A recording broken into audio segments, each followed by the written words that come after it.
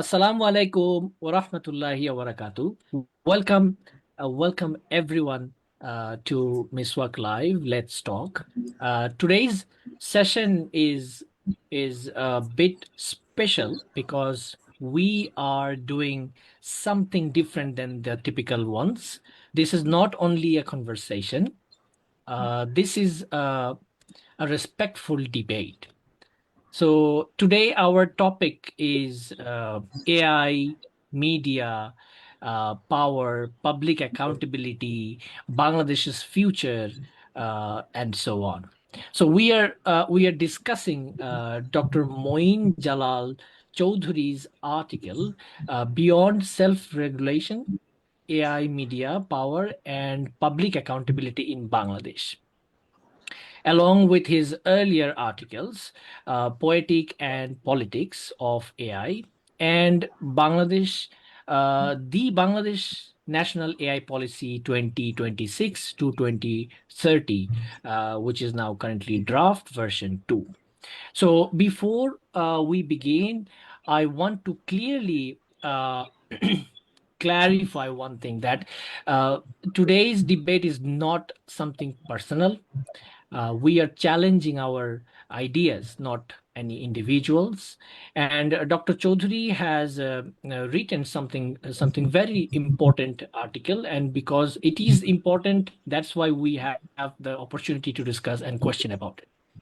Now, before I deep dive into the discussion or debate, I want to share the ground rule here. A few ground rules for today. First, we will remain respectful.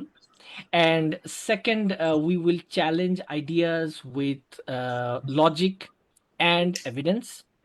Third, the audience is welcome to disagree. You can intervene us. You can question our logic or points when the question and answer session is open for all.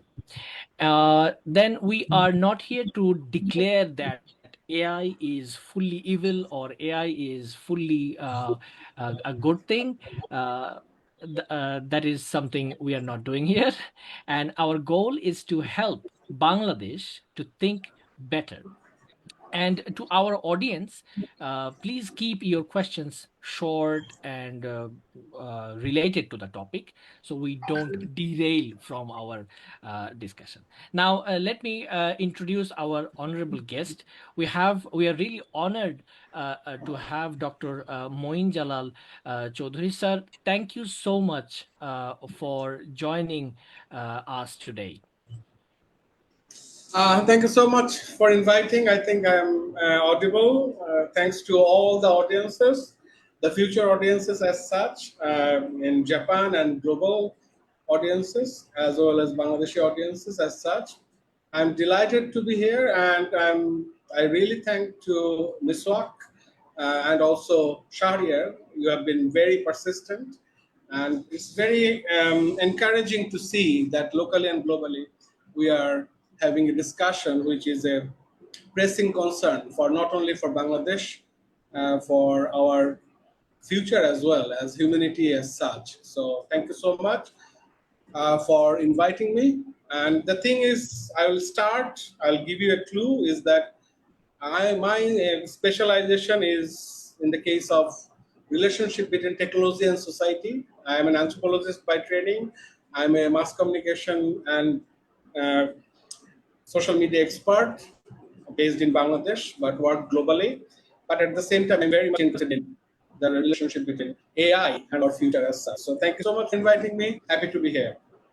Pleasure is all mine, sir. So, sir, your article asks a very important question: who will govern AI, by what norms, and in whose interest?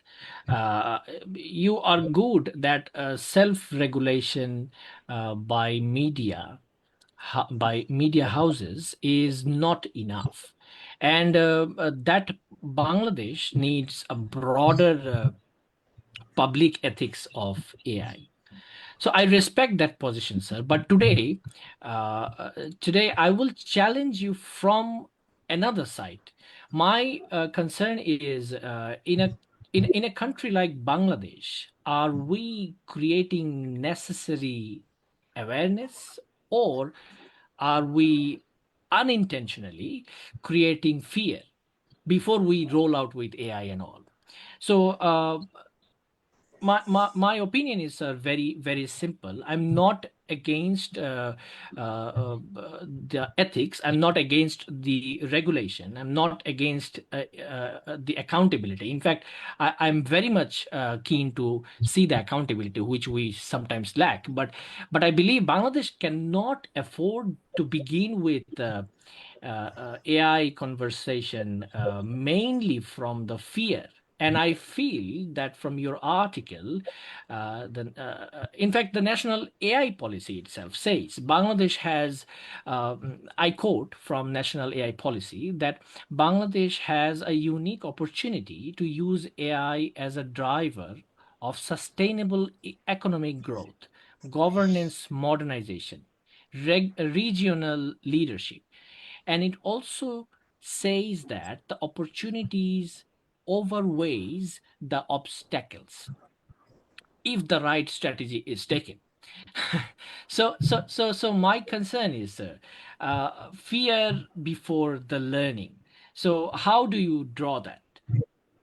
Thank you so much for this very interesting question.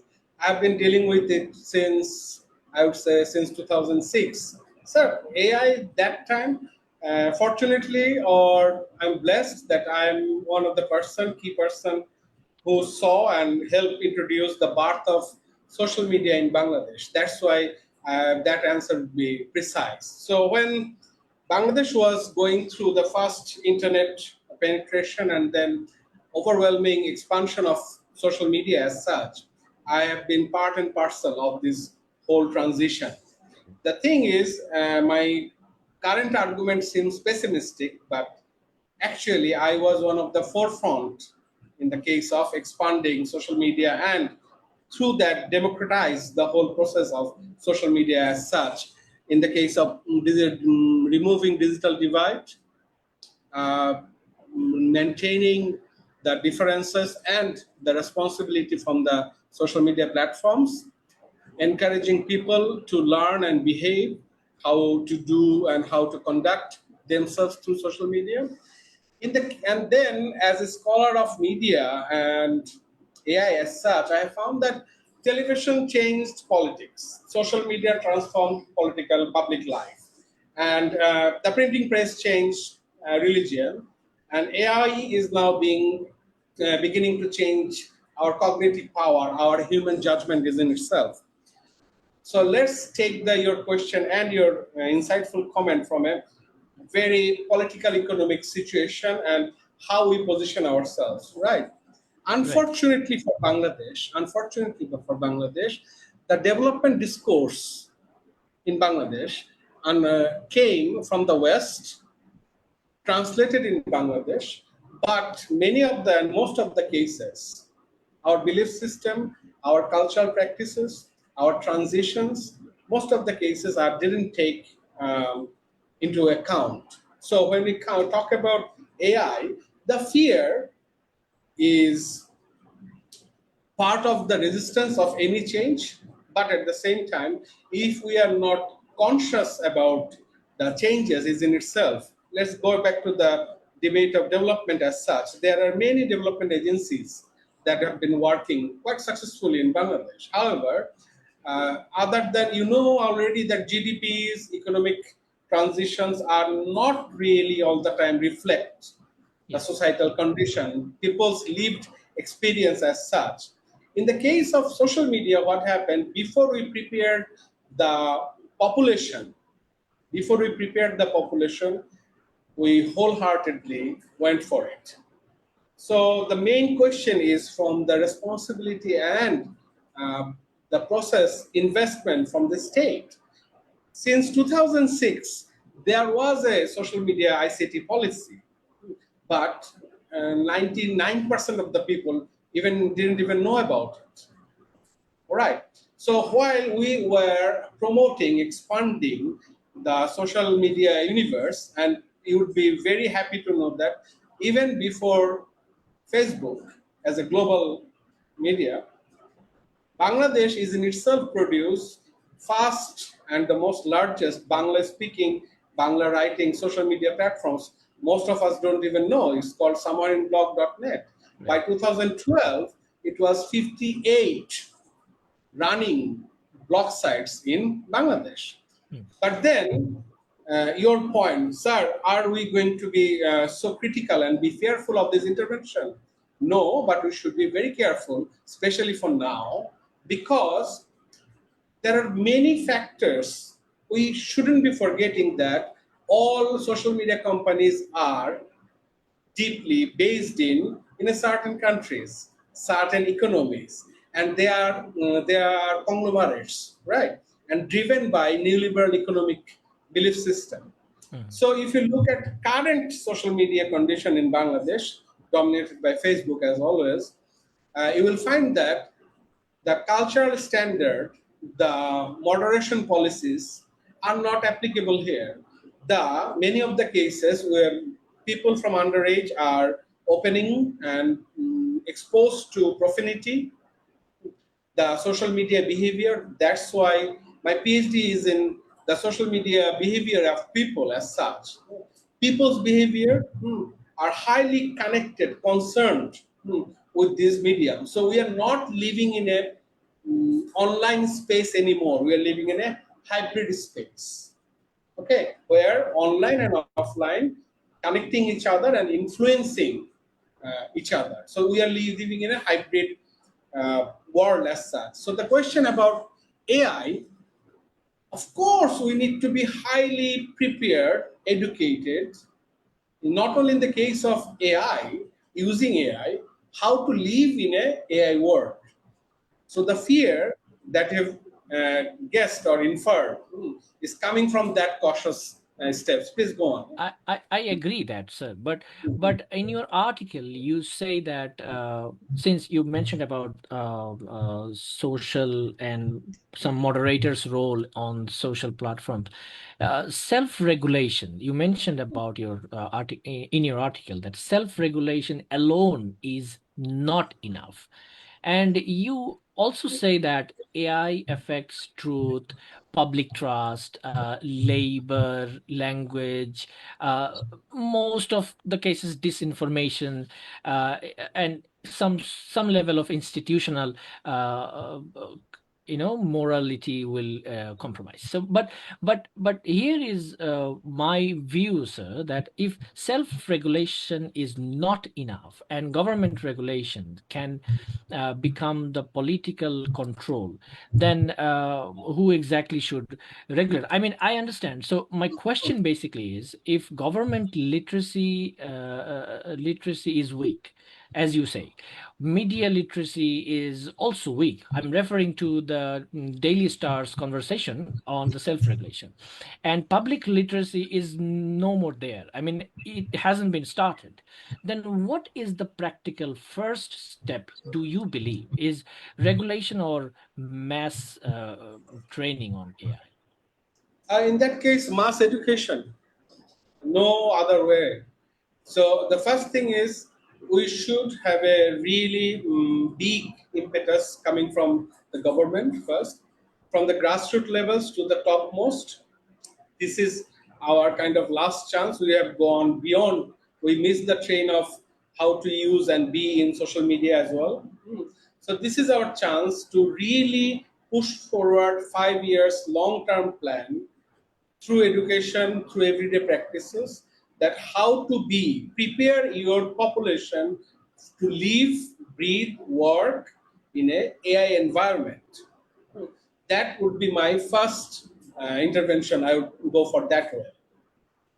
Okay, but at some point you said, I had the feeling that would AI feed our poor people? Would AI help our? I mean, uh, think about the very common incident now we are having in our Dhaka streets about the hawkers, and if you see those people, they were as a hawker, the side standers for over 30 to 40 years maybe, and it looks like hereditarily they're doing the same business and all. They are never likely, or maybe I would say they're immune to change their state of condition. So even though you ask them to learn something, they will go and seek lend some money from somebody, and they will make a street stand, and they will start selling some goods there. So, what at what extent do you believe that government should help people? All right, it's a very good intervention. Let me give you the my idea on that.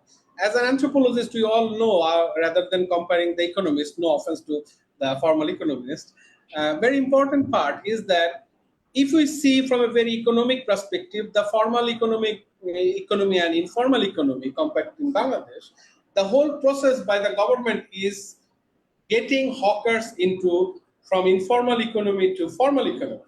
That's why the registration process and other stuff.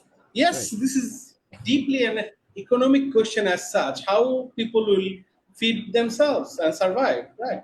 So when we have an economy which is a mix of almost pre or semi-industrial society, IT sectors is improving. The transition, we are still actually our main income source is cheap labors, bottom up, right? So then how to do that? The most important part from government side is that for each and every sector, that's why I say that it would be a 5-year plan for each and every sectors of the society, formal, informal, they need to be prepared through, because in the case of, have you noticed, I think you are old enough to know the vaccination program, Yes, sir. 5 vaccination programs. These are massive level awareness program, right? That has Right. been really helpful to the society. I think for AI, particularly AI, Mm. and also for social media as such, because most of the people still feel like, oh, we go to social media, we do some stuff, we came back. But the reality is, we all are living a online and offline society, a hybrid society already. The next step is hybridization through AI. The most important part is without knowing the whole fabric of this society, we are operating with this within this society. And your question is extremely valid. Why misinformation? Why disinformation? Why this whole industry emerged? Because people are poor. Simple. So why even misinformation became an industry in Bangladesh? Having propaganda for any certain people, certain company, certain political party became an industry. Why it's so? Because of this economic condition. So are we actually blaming AI for emerging all those industries together, or? We are here to say that actually we are dissecting the current past or the current present that we are living in, the intersectionality of economy, political motivation, lack of jobs, and of course lack of education and awareness as such, how we are operating. If look from top, you'll see that every foreign scholar coming into Bangladesh, they think that they understand Bangladesh, and after a while, they completely jeopardize themselves and say that too complex, right? So it has to be bottom up, the way we see it. Why hawkers are there? Because they are serving certain economy, they are serving certain politics, they are serving certain voter affiliations. Dhaka metropolitan city from top from top. It looks like that, oh, voters are not needed. No, they're also feeding into other chains of economy, isn't it? Informal economy. I see what you mean, sir. But my worry was, since we are talking about AI, are those Yes. hawkers really interested to learn a little ABCD about AI or not? That would be a wonderful thing. And The and to in addition to that, to what extent government should help them? I mean, you oh, already mentioned, sir, that you were the very early introducer of the somewhere in blog, Bangla blogosphere and all. So you have seen by yourself that how the content writing strategy, the quality has been moved from one point to another.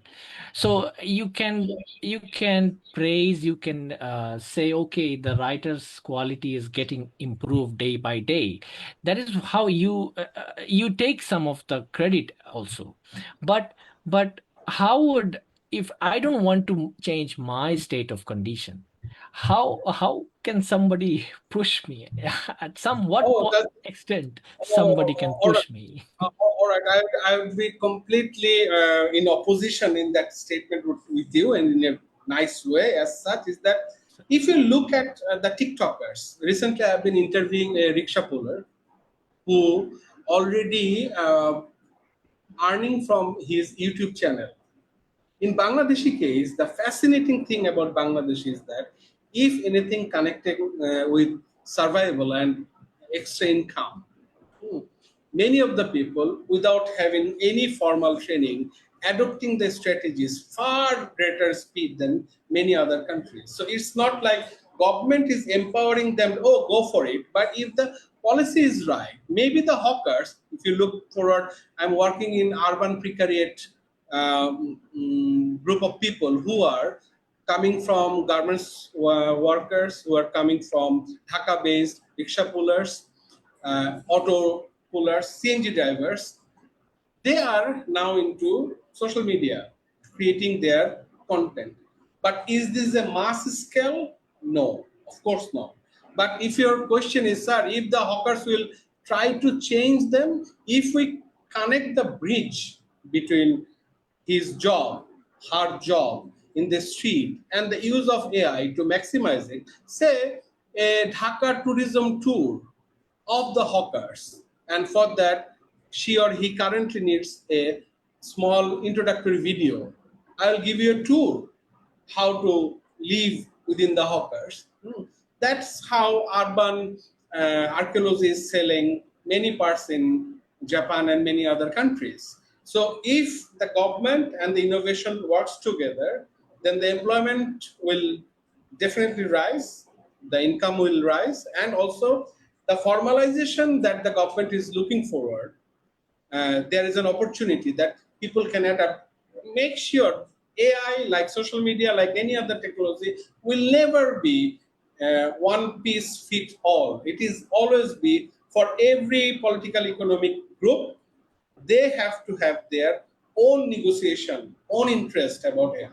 That's how it goes. Because every society is heterogeneous, never been homogeneous. Let's push you a bit further. Say, now the guy, the small town in Bandarban, remote, right?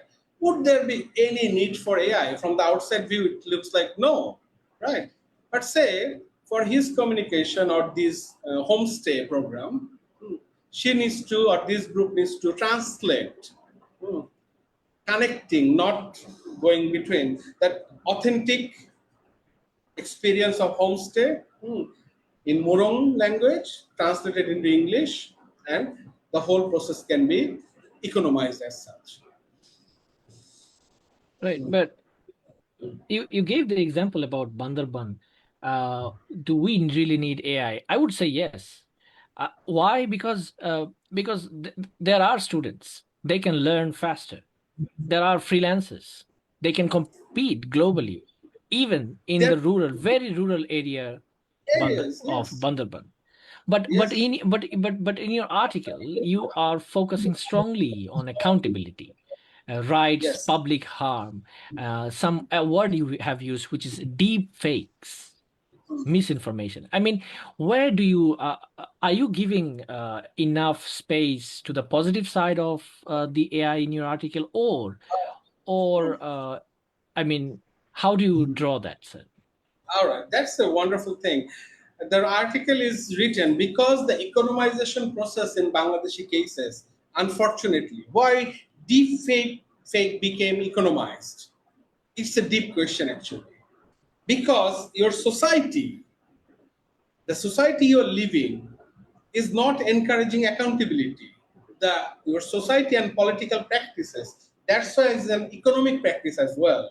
Is not encouraging uh, that accountability, honesty has a very good return and price. Social capital, economic capital, and so many other things. Many other societies and countries promote that. Many of the cases, Bangladesh cases, bhalo kajer hotel.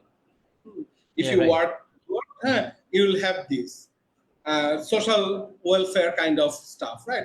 But did they run for a long time? It's very hard. Anjumane wa Mofidul after funding and so forth. That's why this question is very important, because it is also embedded in the deep social fabric that we have. My observation is since 2010, particularly, our societal fabric has been dismantled in such a way, and the ID crisis is so eminent. The mobbification of the people is so high. That's why my article focused on that. Don't go there, please. There might be other ways, but you are absolutely right. My article is focused on first. Don't do that. Right, right. So you do actually agree that Bandhaban people, they also need AI. I totally agree with this point. And thank you for bringing that up. That, sir, where is the positive side? Oh, here is the positive side. Right. So let's go to the next block, which is a Yeah. very interesting word that I learned from your article is called mentalist question. So, sir, in Poetics and Politics of AI, the article that you have written, very rightfully written, you being with sorry, you begin with Humayun Ahmed's book that's called Fiha Fiha equation. calculation. Yeah. Yes, Samikoran, Fiha right? equation. Fiha equation. Correct. So where this mentalist species can read thoughts and manipulates humanity. So basically, I want to ask this. Before asking the question, let me. This is something fascinating reference, I would say, because traditionally a magician makes the audience ask, "How did you do that?" But a mentalist makes, correct me if I'm wrong, mentalist makes the audience ask, how did you know that? So my question is, when you use the mentalist idea, are you suggesting that AI is becoming the psychological power, something that can predict, influence, or manipulate human behavior? If yes, is the danger AI itself or human surrender of those critical thinking, sir? Excellent. Here comes the philosophical, pragmatic part. At the same time, let me one of my favorite forte. Most important part. What a beautiful question is a. It is so important thing is let's talk about from a very hardcore scientific view, from a physical anthropologist view, that this is a processing unit, right? And this is a processing unit with chemical impulses, chemical connections, and microelectric connection as such. However, the thing is, we are biology based, evolution based intelligence, and the intelligence that we have creating is mechanical. 0101 intelligence as such. Very important point. But before going into that detail, most important part is when how Google became Google. Google, if you look at its essence, is a library, isn't it? Collective, after over the years, collecting all the data, insights, loves, reactions, and then translate into a search engine, simple word search engine. Actually, you always go to the library. However, over the period, you see that, oh, this search engine may have bias as well, not giving me the rare books, but giving me the books that engine preferred to give me, right? Simple as this. Move forward, when data, any data set in the world, but these big data manipulators or industry as such that we are in have been collecting. Let me give the dark side and the positive side then. Have mm, we don't need any CIA anymore, any Mossad anymore, to or any other agency, KGB anymore, to profile any human anymore. We have been willingly given our most, and a server can profile us in human history, much more clearly than other human, even yourself. First thing, we have already done that. Number one, I've been to a conference in 2013 with a NATO guy, and he already mentioned that it's all done, and I totally agree. That dystopia we are living in. Second thing is that your biggest question. So, who is controlling this whole process? Neoliberal economic greed, first Right. of all. Who is nation even exist? I would say that only few nations exist. The previous idea of nations and territory already dismantled.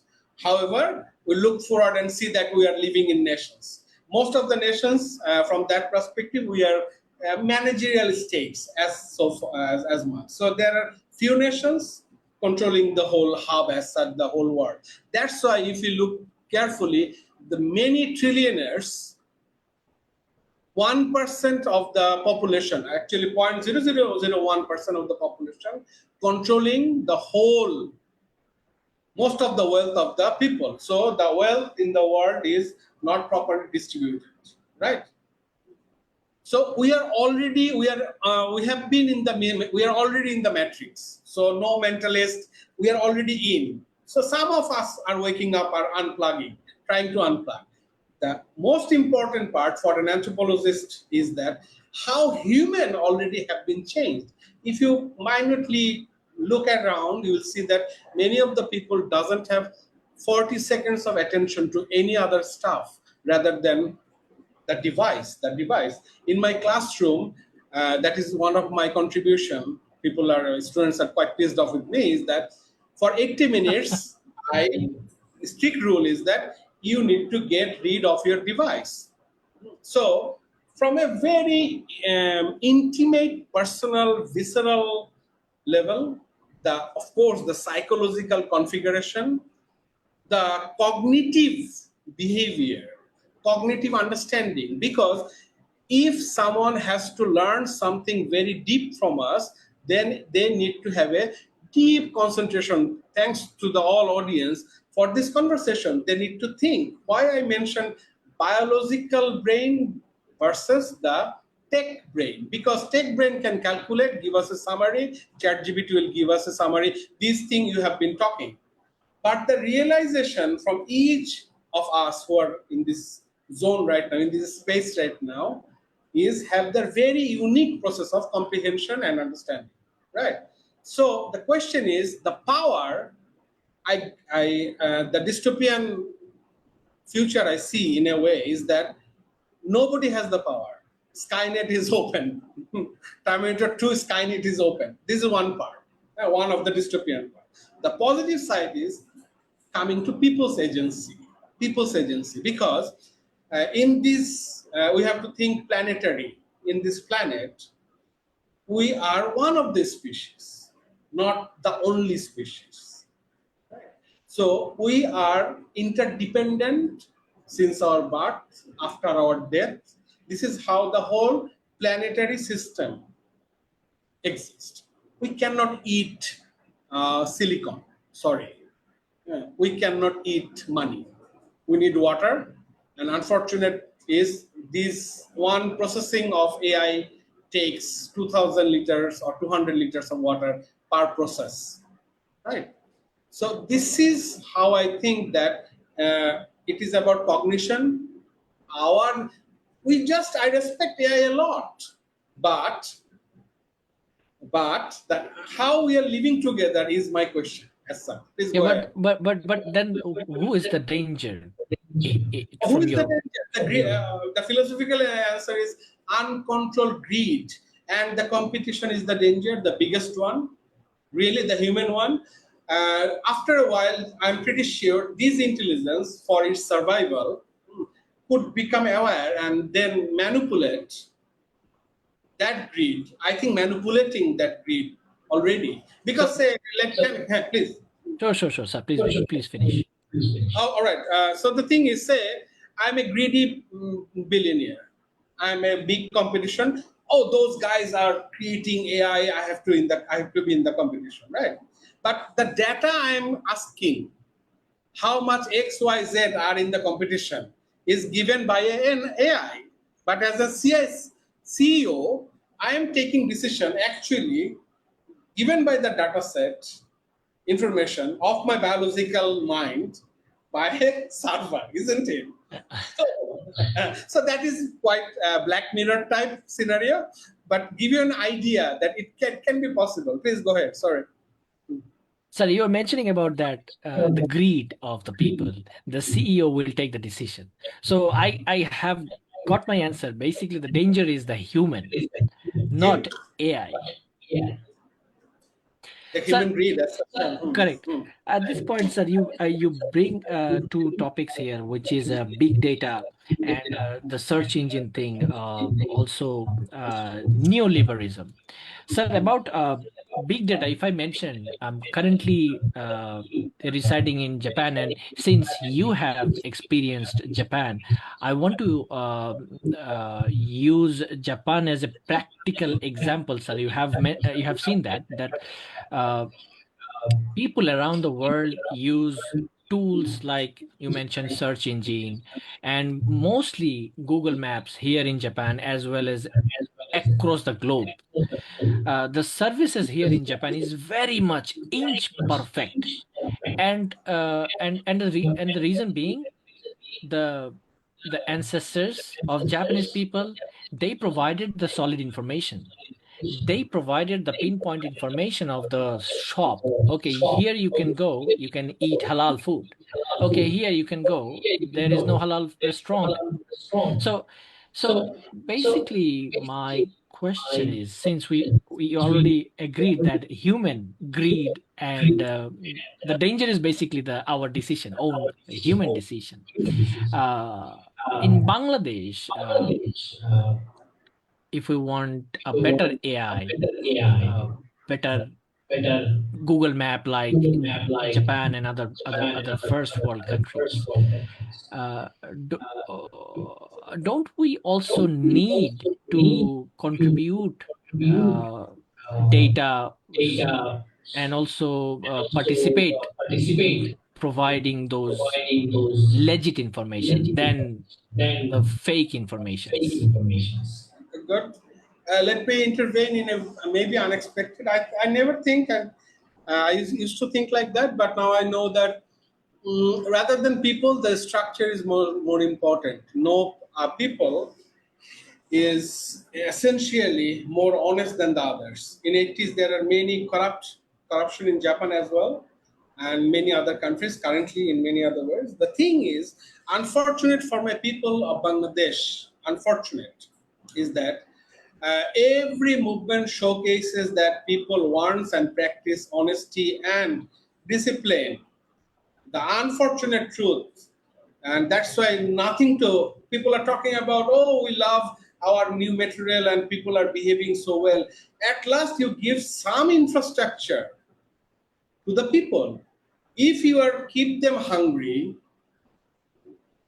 cramp them in a platform, no future to go forward, and then asking them to be gentle and nice. I think Bangladeshi people are one of the nicest people over the world. It may seem ethnocentric, but I can claim that even in different conditions where the convenience is very high, how people will operate. But your question is extremely valid to showcase that post-colonial experience, post revolution, before that, post independence, we are in a perpetual tragedy. We are in a perpetual tragedy. That's why the ID crisis is super high, economy is super high, super challenging. Dhaka is one of the least livable cities and highest most paid cities, most expensive cities. So the price of Tokyo, I don't know what is the price of a conveni 7-Eleven coffee now. For me it was 180 yen. Now So it's now 140 to 60 Japanese yen, 60 which is Japanese yen, equivalent right? to 120 Bangladeshi taka. Taka, right? Now, big coffee shops are claiming at least 600, 500 for each coffee. The quality is, I know, same. The thing is, Dhaka, in Bangladeshi cases, everything centered into Dhaka. Dhaka became extremely, we don't say that now we are having actually an epidemic, silent epidemic is going on all the time in Bangladesh, and Bangladeshi people are highly resilient.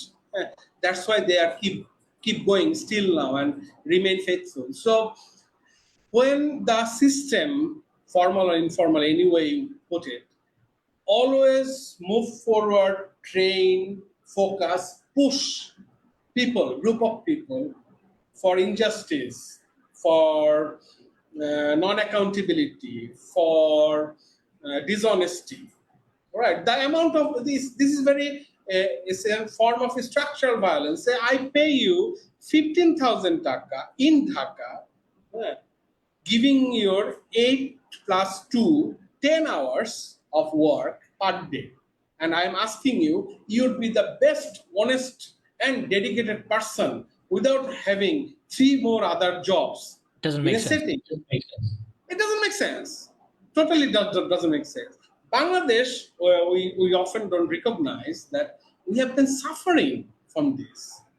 Right. So that's why it's a deep political economic question in the case of new technology or any other stuff that we talk about. So your question is the answer or type the response is, yeah, if you make your economy humane, it doesn't mean that Bangladesh is so poor country. Unfortunately, again, most of the resources are distributed in the first 2%.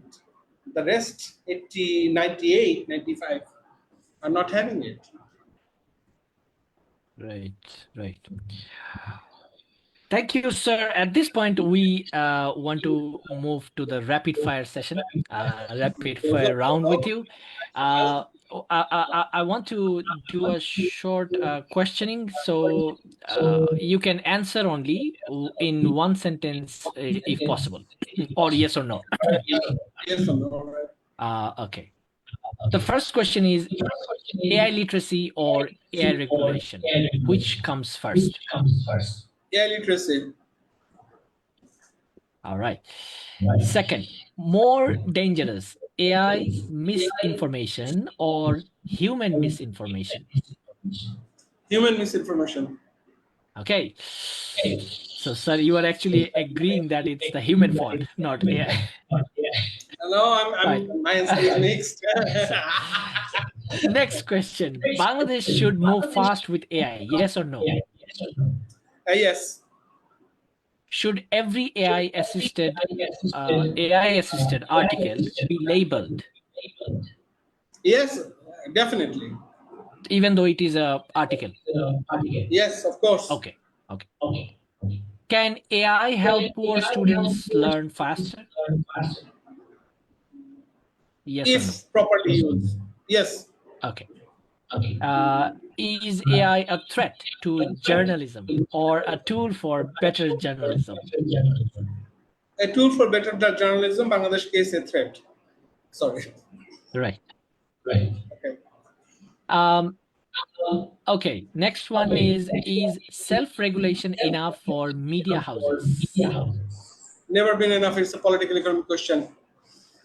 Okay. So you stick to your point, sir. Is government regulation dangerous for media freedom? Contextually, yes. Should ordinary people get unrestricted access to AI tools? No unrestricted, unaccountable access to anything. Should be open for all. And with accountable for every action. Okay. Is Bangladesh more at risk from AI misuse or from missing the AI revolution? I have to be long. Give me one sentence. Go ahead, sir. Okay.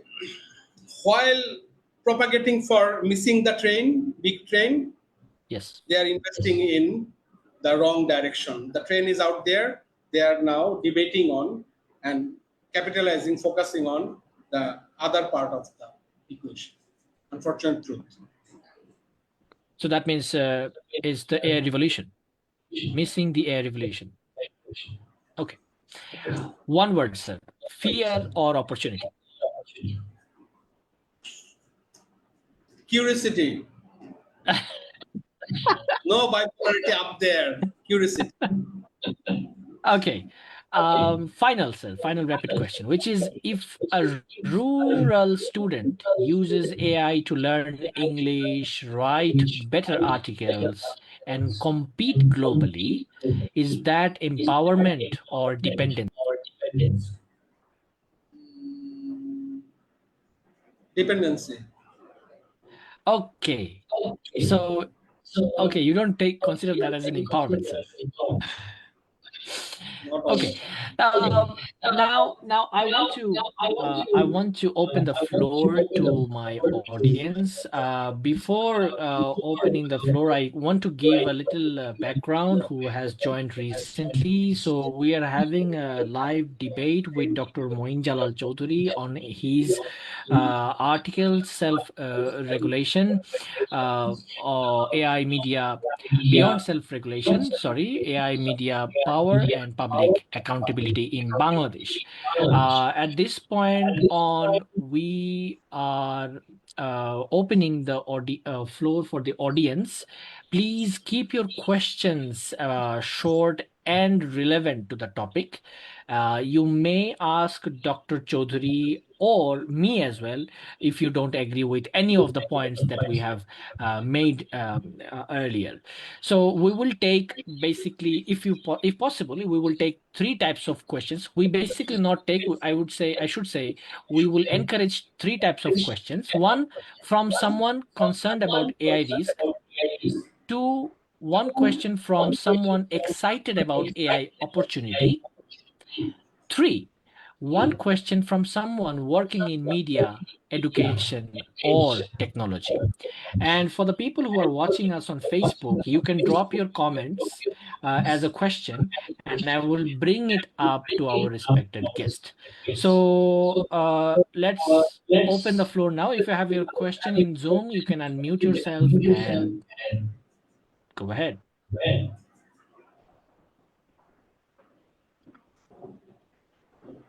Do I speak? Am I audible? Sure. Yes, Imtiaz Al Shariat, please ask your Thank question. you. So I'm a bit skeptical about certain things, especially about how people perceive AI. So I'm a CS student, so the way I see AI is this, what do you call this? Some sophisticated search engine, basically. It's a prediction engine. But recently, I've seen a few faculties, like senior faculties, even other people who somewhat view AI as like this new emerging species or something like that. Like it's they think that it's sentient. Does that not affect our human relations and social dynamics? Sorry, can you make it a bit clear? I did not get your question. So basically, a lot of people are like not able to perceive what AI truly is. So I have like background in computer science. So AI is basically this sophisticated search engine. It's a prediction machine, basically. It predicts what text to use. But a lot of people perceive AI as this new entity, this new subspecies or something.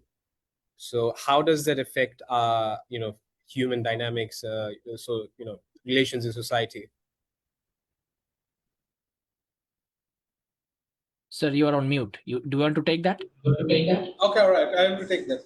Thank you so much. Very intriguing question, and I think Shariar's argument actually parallel to this. Of course, any new tech comes, and we think that new species Skynet is rising, and I also have some rhetoric as well. Until and unless we have clear idea from the expert level, moderate level, and of course influence a lot, because I totally agree, both of you, is that without knowing AI, we are starting to judge AI and we are saying no already. The thing is, we think that the understanding level and societal level, most of us will be, don't even know social media that much, but they have been in the process of being used, misused, and misusing social media as well, right? So my answer is, rather than panic, human conversation, literally, human conversation, a series of conversation from different aspects of life and different aspects of society. Society, I'm emphasizing the word of society, is crucial, because wonderful Ronnie Hussein Dola gave us a very insightful comment that our moral code has eroded. The anxiety we feel is really, really visceral. I can feel it. We can feel it. It's a transition of the time, transition of the whole generation as such. But at the same time, that we need to build up. That's why I proposed a collective build up of ethics, a social ethics to develop rather than fearing that. So my response to Imtiaz would be that rather than fear, we need to be really clear, easy to understand, common understanding should be elevated. That's how we deal with that. Anything you want to add, Shahriar? So basically, what Imtiaz Al Shahriar, uh, he what I understood, that the people are taking it as a new species. So Species. I would say, rather considering it as a species, why can't we consider it as a tool? You just think like that. Let's say, let's take example of somewhere in blog writing. Let's sir some people can think very loud, but they cannot write properly. So at this point, with a layman prompt, you can easily have a quite rich document written, and when you are checking the quality from your end, your means, sir, from your as a moderator end, you have to also escalate, elevate your quality of checking. So I see that as an opportunity of using your skill, the latent potential that we have never been able to expose to the society. So yeah, to me it's more like a tool, not a species. Okay, thank you, Imtiaz. I think that answers your question. If you have any other questions, you can unmute. Okay. Uh, I'm sorry, I was yes, just yes. gonna, so the reason why I say this is because I don't know if you're aware, like we have Grok AI. Initially, it was marketed like this AI girlfriend, like something people use for intimacy and stuff like that. Then a lot of like AI deepfakes, even it's somewhat uses complicated maths just like AI does. It has also been mostly used in mostly porn. So the question was mostly about that. Does it not affect like our social dynamics, especially this type of bonds? I think Imtiaz is really, really completely fine to understand that AI, even before AI, at the same time, social media already changed the whole socialities itself. How people think, how people perceive, the generation of fear, anxiety, and at the same time, the most crucial part people are missing is that they don't even aware that how they are in the process of being changed. So I want them to be more aware in this process rather than a passive uh, receiver of this change as such. So rather than um, a passive receiver or passive modulator, that I didn't know that, that's why I have been changing. That's why this kind of discussion conducted by human, supported by AI is quite okay, but it has to be human to human conversation. Because one part I bit disagree with the other Sharia is that it's not mere a tool. That is the point of anthropology, of understanding the tool as such, as technology as such. After a while, that because human is the big question: is there any ghost? If you really believe the ghost is real, then the ghost is highly real for you, and as a human, that affects you. So it doesn't matter the ghost is real or not. If it affects a group of people, then it's a concern that we need to deal with. Thank you. Right. Thank you, Imtiaz, for your question. We have a comment in the chat box from Ronnie Hossendola. The greatest threat to humanity is the desire to control others. There is something deeply intoxicating about power, the ability to shape another person's choice, thoughts, destiny according to one's will. History, true leadership is not about controlling people, it is about empowering the team. Okay, our moral code has eroded. Our poverty is not merely economic; it is deeply psychological. Okay, thank you for your comment, Ronnie.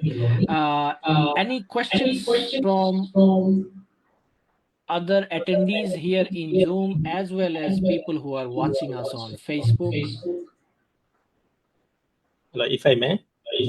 Please, Yeah. yes, Asan. Okay, thank you. Sir, you mentioned that a rural student using AI to learn English or better, write better, can become a dependency. Yeah, I agree on that.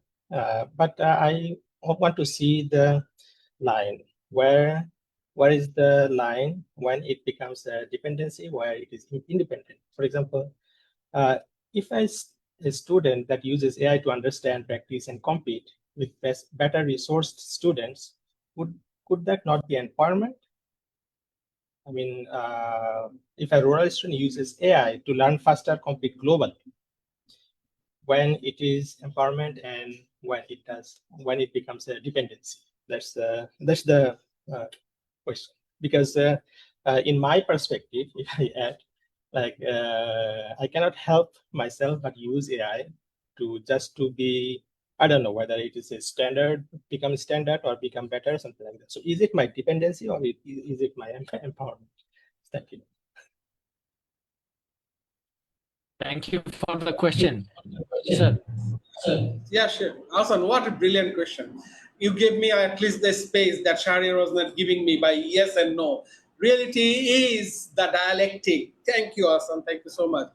My students, while using, those who are not being using their brain, have this confidence. I told them that your English, I don't care. I want your ideas, your genuine ideas with improper English. I will correct that. The thing is, first should be your believe in yourself and your cognitive power. Then it is empowerment. The moment and the loop, why I'm so skeptical about this, we have seen social media, many of the cases, it becomes a source of independence, but at the same time, it depends. The business model is in itself is a dependent business attention economy model that we are trapped in.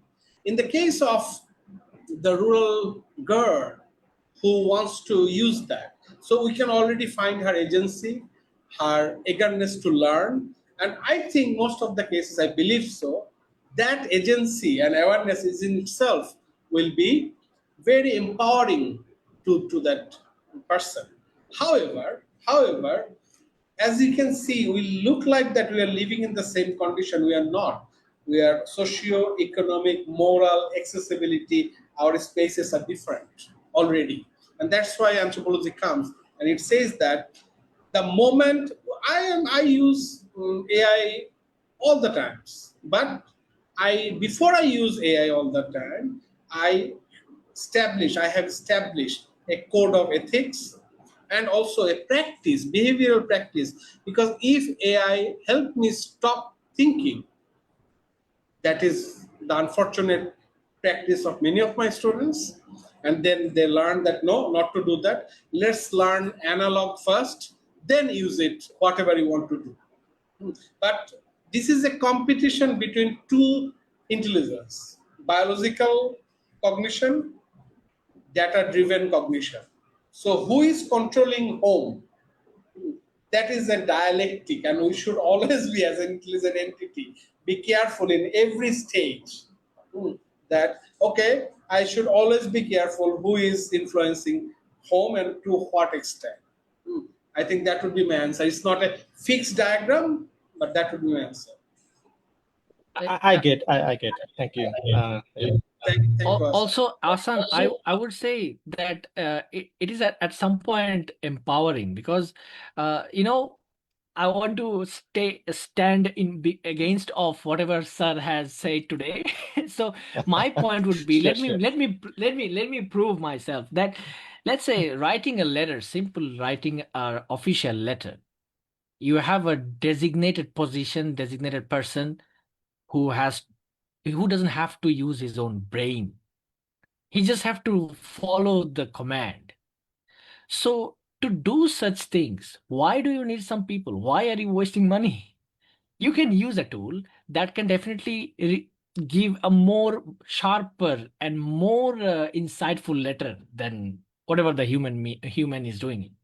I'm not saying that okay, those designate positions are not required, but it is inevitable that you cannot ignore some of the job cuttings will are expecting very soon, maybe early 2027. It's 2026 running. So I would say it's empower. It is the time. Maybe for Bangladesh we are lagging behind, but it's never too late to learn something. So it is also a part of empowerment. Sure, sure. Those who at least knows the AI. I agree. I agree fully. But my perspective was very much on the niche part, like a subtle point on the fact that I cannot help myself not doing it. So, like, let's say I know how to write, and it will not be as like articulated as like properly optimized in the format. But if I use AI, then it is much better, definitely, and much time saving way. So, but since I have been using it, now people expect me to use it this all the time, or like here I expect, okay, I understand how quality writing, not even writing, maybe some work as well. So does it make me dependent to the use of AI? That's the subtle dependency. Am I being completely dependent in that regard?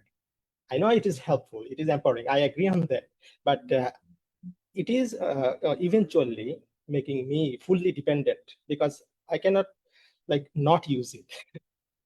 That's my point. But I agree on that point. Yeah, please. Asan, can I respond? Thank you so much Yeah. for a really great point. Let me explain more. So, and I'm in this regard. That's why the nuances has to be read very well. Why is that? I talked about the cognitive power, right? But let's talk about employability. Right? If then one person, the maximization of your work, now Shahriar is very much into that zone, right? Let me give Shahriar a very different zone. If your right to be lazy, being incorrect, not always being pushed, that it has to be that perfect type of article or any other writing has to produce every time, isn't it part of the economic process as well? As a labor, let's think of our think three of us and all of us as mental laborers, and we are producing content in the long run. So always we need to be very careful that what are we competing at, because after a while, if it comes to fastness, if it comes to efficiency, then AI already surpassed us. Asan, right? Right? Definitely. So when, but the world is also for human as well, right? So how economy and society will organize, how we will build ourselves. If AI becomes a drug that we cannot live without. So many people, social media screen becomes a drug, isn't it, Asa? And then Also, yeah, people are like saying, also, oh, maybe we need digital detox, maybe this. It's also true from Sharir's point that, yeah, but sir, without that, we are, the communication, the whole process will be dismantled. But if we are not conscious about our use rather than who is using us, I think that is the border we need to check every time. That, okay, if my article is original, then I will focus on the originality. But at the end of the day, your originality will sustain, but other things becomes product.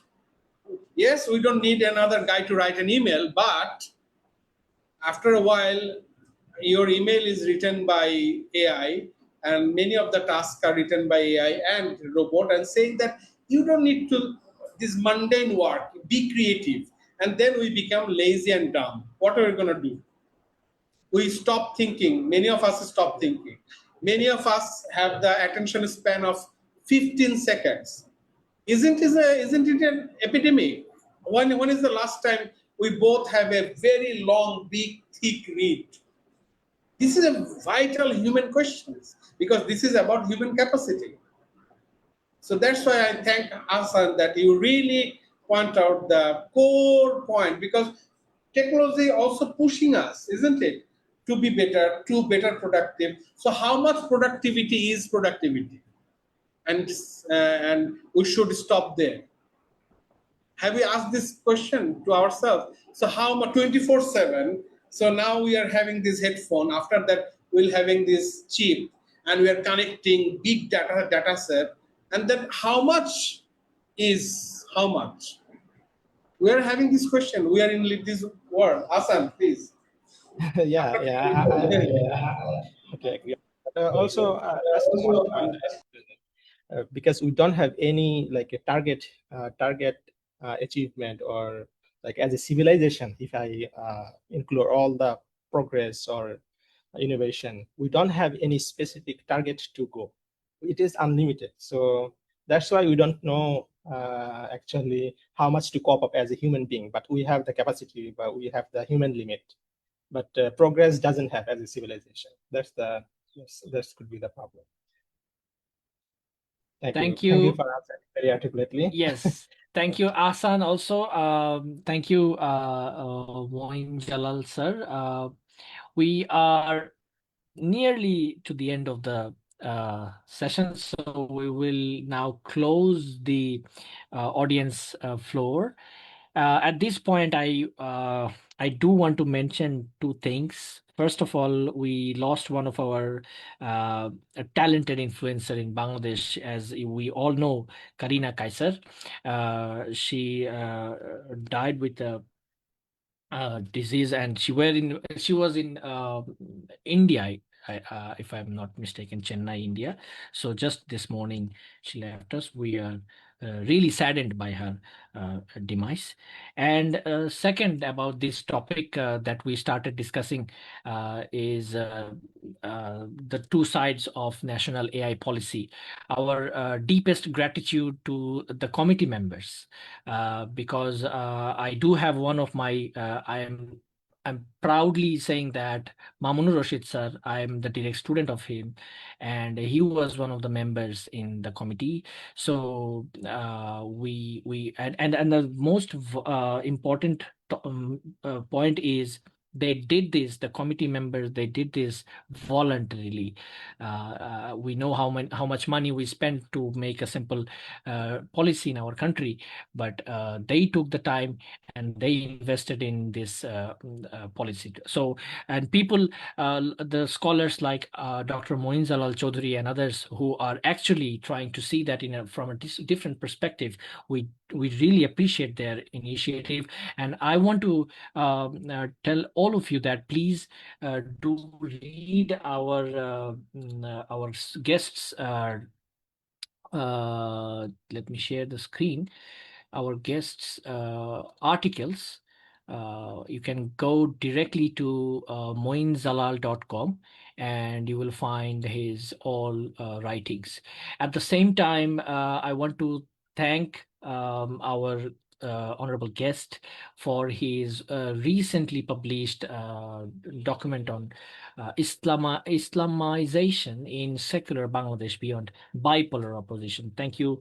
Congratulations, sir, for your publications.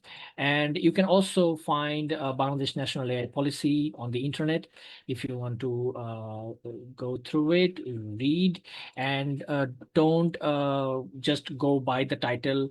Don't also get biased by our discussion today. Read out by yourself and do make your own view. Uh, Sir, we are almost at the end of the session, but I want to hear something from you for Miswaak. As you have seen that this is what we try to do, this is what we try to bring to share, to mm, contribute to the society, and to try to open their mind through this little initiative. So, any good or bad word for Miswaak? Over to you, sir. Thank you so much. What really impressed me, and all guests would say good things. The honest truth is, I'm really impressed by the hard work you have put and your team gave to understand the topic and the way you prepared your questions and you have intervened. And after a long while, a very educated, enthusiastic intervention that really intrigued the debate. I think people would love it in the long run. I'm thankful to Miswak and you. A very good decision of having it in English to have a much wider audience. The third one is the organization, make it simple and communicable as an introducer, as an uh, moderator. You have been very kind and at the same time highly engaging. After a while, really, I enjoyed a talk, a discussion. I think this conversation would go global, and not only me, many other people, particularly youth in Bangladesh, are looking forward to have this global conversation, living in the diasporas on every countries in the world, where the last comment would be we should build up a respectful debate and discursive arena led by Bangladeshis all over the world, so that this bipolarization, this mobbification, this isolation, us and them, could stop. I think for that I congratulate Miswak and Tusharier. Thank you so much. It has been a wonderful experience. Thank you. Thank you once again to our guest, Dr. Moiyen Zalal Chowdhury, for sincerely and kindly agreeing us to joining us today, and to our audience. I strongly encourage you to read our guests' articles, and if you like, you can share with your friends and family. And if you enjoyed today's debate style session from Miswak Live, please let us know in the comment, and also tell us that what topic, if we should carry on, what topic you want to talk, we want to debate next. Thank you everyone for joining. Till then, assalamu alaikum wa rahmatullahi wa barakatuh.